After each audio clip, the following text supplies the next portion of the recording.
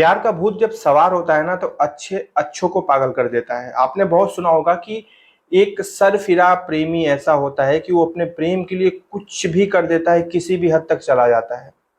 कभी कभी तो अपने आप को इतना चोटिल कर देता है कि लोगों को विश्वास नहीं होता कि प्रेम में लोग ऐसे कैसे कर सकते हैं। क्या प्रेम का परवान इतना चढ़ जाता है? खैर, आज की ये कहानी आपको बहुत कुछ बताएगी। थोड़ा सा वक्त निकालकर इस कहानी को आप जरूर सुनिए। नमस्कार दोस्तों, मेरा नाम है जीआरडी और आप देख रहे हैं 9 PM विद जीआरडी।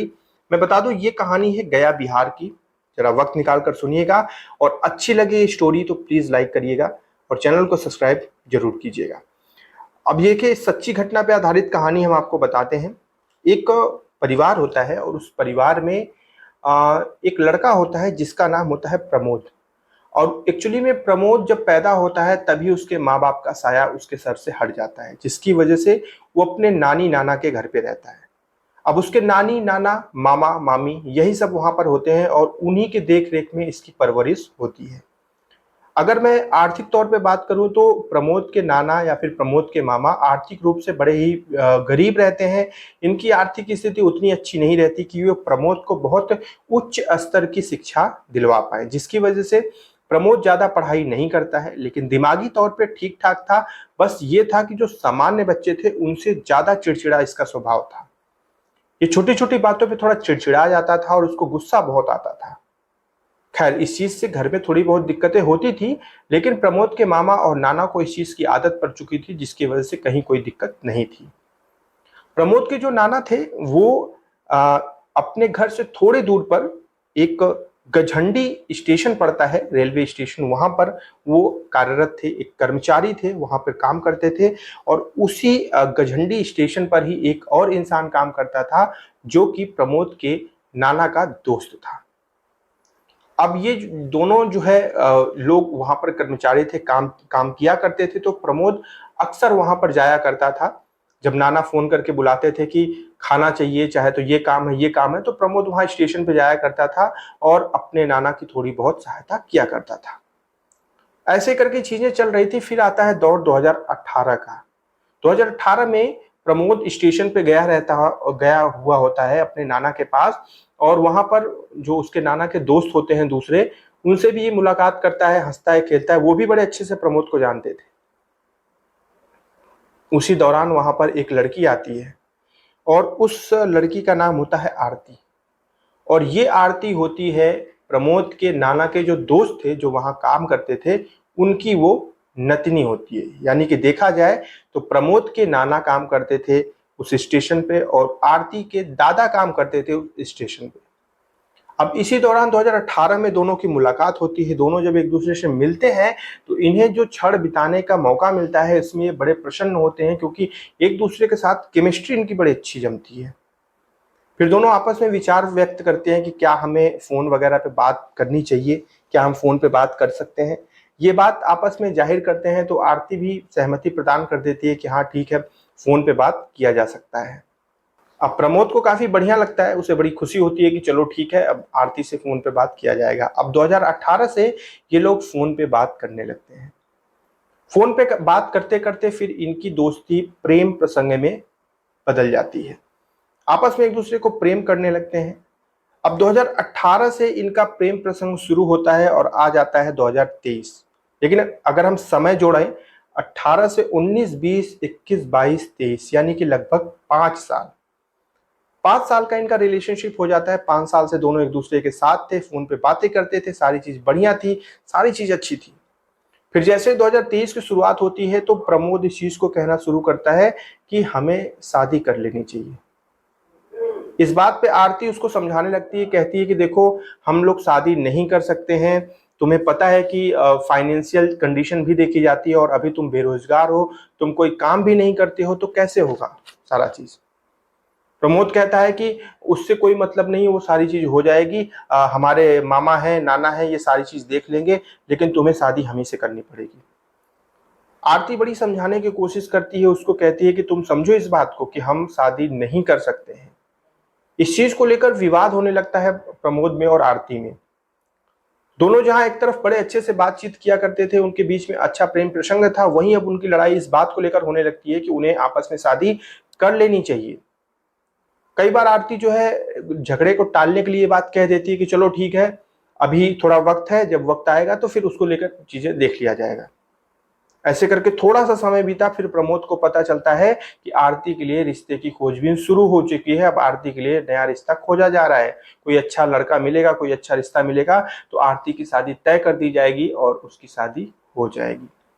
जब ये बात प्रमोद को पता चलती है तो उसका खून खौल जाता है और वो फिर आरती को बोलता है कि अब तो तुम्हें डिसाइड करना पड़ेगा कि शादी तुम्हें हमसे करनी ही पड़ेगी। आरती वहां पे मना कर देती है, फोन पे कहती है कि नहीं मैं नहीं करूंगी। प्रमोद कहता है कि ठीक है नहीं करोगी, तुम एक बार पहले हमसे मुलाकात करो। आरती पहले मना कर देती है लेकिन प्रमोद जिद करने लगता है, बोलता है नहीं तुमको हमसे मिलना ही पड़ेगा, जिसकी वजह से आरती इस चीज को लेकर सहमति दे देती है कि ठीक है मिल लेंगे। और इसके बाद प्रमोद घर की बाइक उठाकर लेकर जाता है और आरती से मुलाकात करता है। आरती और प्रमोद जब आपस में मिलते हैं तो सबसे पहला प्रश्न प्रमोद यही बोलता है कि बताओ तुम मुझसे शादी करोगी कि नहीं करोगी। आरती साफ साफ बोल देती है कि नहीं मैं तुमसे शादी नहीं करूंगी। प्रमोद बोलता है कि मैं आखिरी बार पूछ रहा हूं, बताओ तुम मुझसे शादी करोगी कि नहीं करोगी। आरती कहती है मैं नहीं करूंगी। प्रमोद बोलता है कि ठीक है बाइक पे बैठो। उस पे को बाइक पे बैठाता है और लेकर जाता है एक पेट्रोल पंप के पास। वहां पर उतरकर गुस्से में लाल एकदम प्रमोद उतरता है और एक बोतल लेता है और जाता है पेट्रोल पंप से आधा लीटर पेट्रोल लेता है और लेकर लेकर आता है और फिर वो पेट्रोल दिखाते हुए आरती को बोलता है कि अब तुम बताओ तुम मुझसे शादी करोगी कि नहीं करोगी। आरती फिर मना कर देती है, बोलती है नहीं करूंगी शादी। प्रमोद कहता है कि अगर शादी नहीं की तो समझ लेना ये पेट्रोल अपने ऊपर छिड़क कर मैं खुद को आग लगा लूंगा। आरती इस चीज पे ध्यान नहीं देती है, थोड़ी बहुत कोशिश करती है लेकिन मामला नहीं सुलझता है और प्रमोद अपने ऊपर पेट्रोल छिड़कने लगता है और छिड़कते छिड़कते बोलता है आखिरी बार पूछ रहा हूं बता दो शादी करोगी कि नहीं करोगी। शादी के लिए हाँ कर दो। लेकिन आरती बोलती है कि मैं शादी नहीं कर सकती। और इसके बाद प्रमोद अपने ऊपर पेट्रोल छिड़कता है। लोग देखते हैं, कोशिश करते हैं कि आकर समझाने की, लेकिन तब तक काफी देर हो चुकी होती है और प्रमोद पेट्रोल जस्ट छिड़कने के बाद तुरंत माचिस जलाता है और खुद को आग लगा लेता है। एक अच्छा खासा नौजवान वहां पर जलने लगता है अपनी प्रेमिका के सामने। वहां पर उपस्थित सारे लोग बचाने की कोशिश करते हैं, कंबल हो चाहे तो बालू हो, मिट्टी हो, पानी हो, जो जिसको मिलता है उससे उसका बचाव किया जाता है। कुछ लोग आरती को हटाकर साइड में करते हैं ताकि उसके ऊपर कोई दिक्कत ना आए। लड़की थी, समाज में इस चीज का ध्यान रखा जाता है और ये सारी चीज करके किसी तरह करके आग बुझाई जाती है। आग बुझ जाती है लेकिन दुर्भाग्यवश प्रमोद लगभग 60% जल चुका होता है।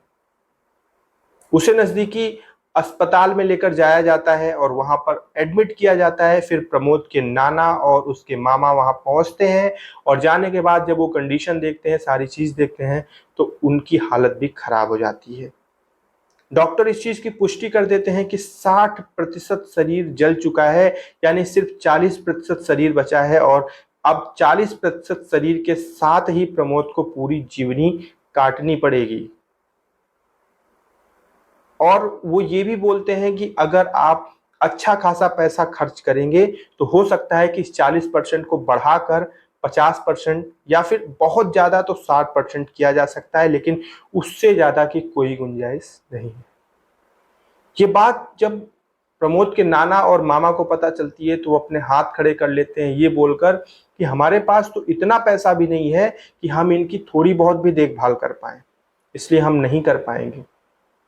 अब जैसे जो गलती इन्होंने की है, जिस तरीके की है, अब उसको इनको भुगतना ही पड़ेगा, इसमें हम कुछ नहीं कर सकते हैं।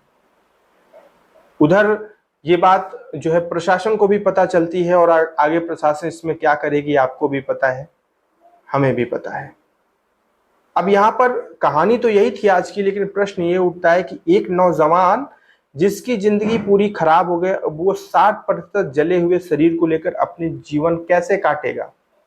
अब 60% जो शरीर जला है उसमें क्या क्या चीजें उसकी जल गई हैं, कौन सी चीजें निष्क्रिय हो गई हैं, अभी ये भी नहीं पता।